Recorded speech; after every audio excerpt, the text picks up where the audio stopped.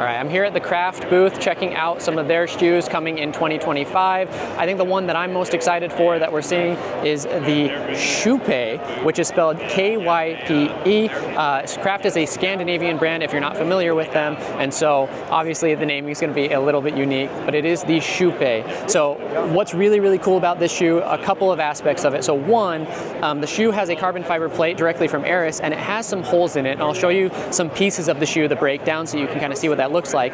But it reduces a lot of the weight and allows the foam to actually interact throughout the plate, which is really unique. The only other brand that I've seen do kind of a plate of this this structure is Brooks in the Hyperion Elite 4.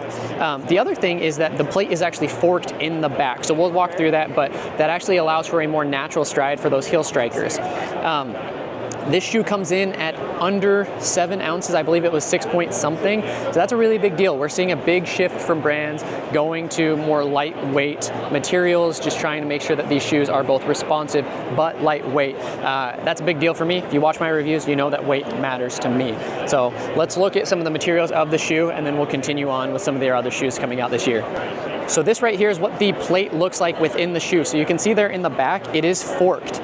So again, a lot of people are heel strikers, and when you have a carbon fiber plate that's not forked, then that shoe is going to adjust your stride for better or for worse, right? What this allows your foot to do is still get the rigidity of the plate while allowing it to flow a little bit more naturally from heel to toe off. So something to consider. I'll be interested to see if additional brands start doing stuff like this with their plates. As far as the midsole goes, you have two pieces, but they're both the same P-Bax material.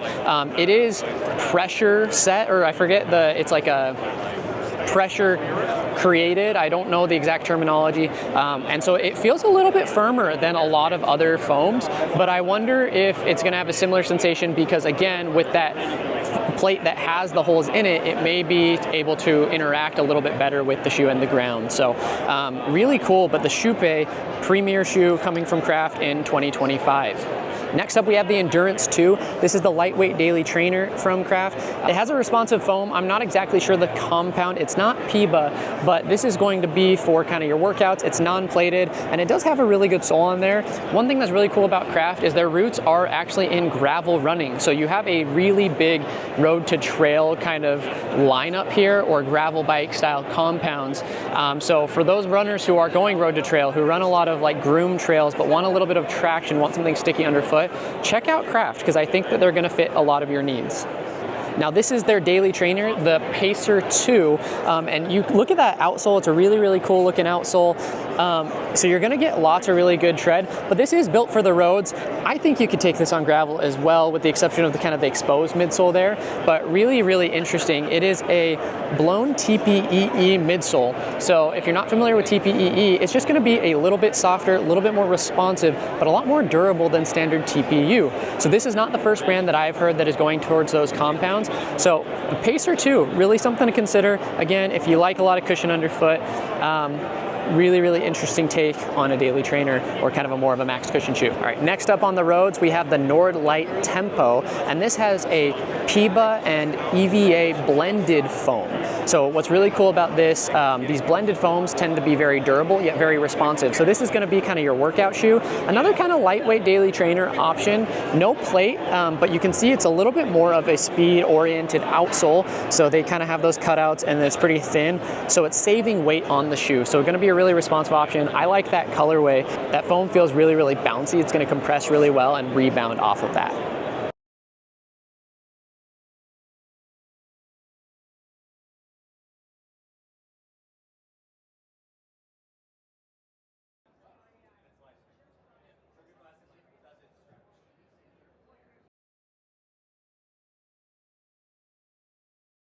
All right, we're here at the On booth, and we've got a couple of new shoes coming out in 2025 that I'm going to preview for you guys.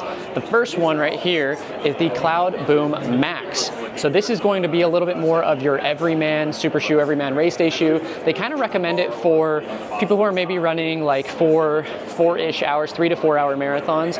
So kind of key differences between this and the Cloudboom Strike is this one is going to be a little bit wider, and then it's still going to be that same Helion HS UF foam. It's still going to have kind of that Cloud Tech technology, and it still does have a carbon fiber plate. It's just going to be a little bit more stable, a little bit more of a traditional upper, so it's more catered for people who are just going to be on their feet for a little bit longer, who need a little bit more comfort on foot. Now, more updates coming from On. We have the Cloudsurfer Max, which is going to be the update to the Cloudeclipse. So you can see here, it still has that Cloud Tech phase technology. The upper is a little bit more streamlined, it looks like. You got a little bit of a booty construction of somewhat. And then you do have, I believe, still that speed board in the shoe. So this is going to be your max cushion option, and they're just standardizing some of the naming for their shoes. So basically, this is going to be a slightly cushier version of the Cloudsurfer. Speaking of the Cloudsurfer, we do have the Cloudsurfer 2 coming as well. For those of you who like the Cloudsurfer 1 for your daily miles, the Cloudsurfer 2 is going to be coming out early 2025. You still kind of have that same profile, that same technology, so I think if you like the one, you're going to love the 2.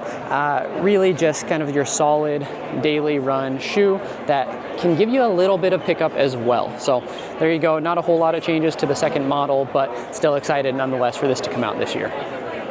Last, this is the Cloudboom Strike Light Spray. So it is a sprayed on upper. I forgot the terminology they use, but essentially it's a type of plastic, and it's actually a little bit more rigid than I was expecting. I don't think this is going to be a general release shoe. It's going to be a hard to get shoe. That's just kind of how it is, but I tried it on foot. The upper is surprisingly easy to get on, and I'm hoping to be able to get some miles in the shoe eventually so I can tell you how it basically sticks to your foot. But there you go, Cloudboom Strike LS, and that's On for 2025. Hey, I'm here with Puma. We got Todd here who's going to walk us through some of the new exciting releases for 2025. So Todd, what do we got? Yeah, absolutely. So the back half of 2024, we launched the Puma Fast RB Nitro Elite, RB standing for Rule Breaker. So what's going on in this is we actually have more than the maximum allowance of 40 millimeter stack height. We have a 58, and then the World Athletics rules say only 1 plate. We actually went with 3. We have a full carbon fiber plate directly under your foot, and then 2 TPU plates kind of sandwiching different pieces of nitro foam. That really was a way for us to introduce innovation and keep Puma at the forefront of the running space. I'm curious with the upper, I noticed you guys kind of went laceless. Was there, like, what was the thought behind that in the construction? Absolutely. When we had the idea for the shoe in the first place, we really had 2 goals. One of them was to design the shoe with the most bounce. I think when we make any shoe, we start with the idea of what is the user experience, what do we want the runner to feel and be able to use this shoe for when we have other shoes and there's other brands out there. So I think we did a great job of, we have about 24% more cushion in this, and then 8% more rebound even than on our Elite race day shoes. But we were not only going for that lighthouse of a user experience, but I think some of the other details, when we could just push boundaries, we decided to do that. So I would say the laceless upper really follows on that, and then just some of the other design cues when you have 6 different pieces of nitro foam. But this was the colorway along with the Lime Pow that launched the end of 2024. Kind of a sneak preview that we're giving people at TRE is the new laces version. So this will launch the end of January 2025. A lot of similarities, just adding the laces, which is maybe 5 grams. So we're at $350 or euros, 360 grams. But really delivering that great, kind of different performance execution. So is this essentially the same shoe? Like, is naming wise is going to be the same? It's just lace version, or is this like the 2? Exactly. No, it's the same shoe. Fast RB Nitro Elite. This is the LD, L standing for laces. So very cool. Thank you so much. Absolutely. So as far as this shoe goes, it's pretty crazy. Obviously the 3 plates, this huge stack height. Like, who is this for? How should people use it? Yeah, good question. I think with a $350 price tag, it's both not for everyone. And I think somebody that wants this look, wants to experience the ride that we're delivering, is somebody that's going to really look out for this shoe. There's not a lot of them in the world, so if you see them for sale, we definitely get them. But the places that they've been available, the sell-through has been really, really quick. And I don't know if it's a fast running shoe. I think for me, like, slow recovery or just kind of medium runs work really, really well. I haven't done a lot of speed work in it because I don't know, there are other things that I would always choose for it. But some of our elite athletes have actually been testing and going quite quick in it, and they can't use it in a race, but it's something definitely to train fast with. Very cool. Cool.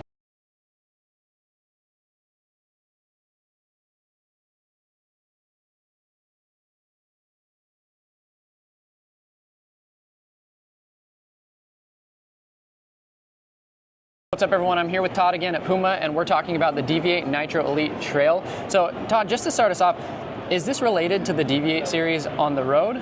Yeah, it is. I think actually I'll take the shoe as well. We have a lot of similarities between this and the Deviate.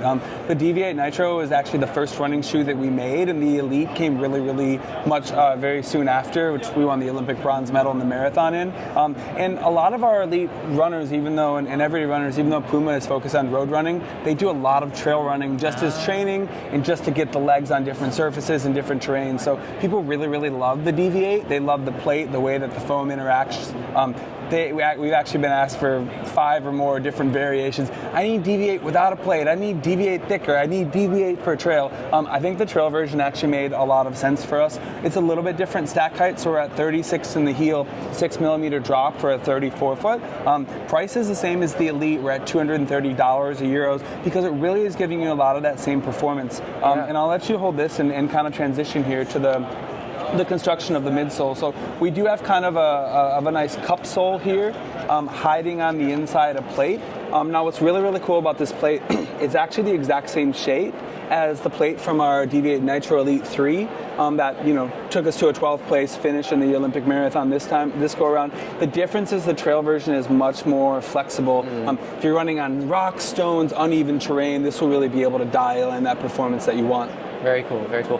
And so, I mean, as far as midsole compound and everything, same as the Elite though, it's same kind of makeup? Yeah, good question. Beginning of 2024, we debuted a new Performance Nitro Elite foam. It's still called Nitro Elite, but we updated it from a PBA or PBAX blend to an aliphatic TPU.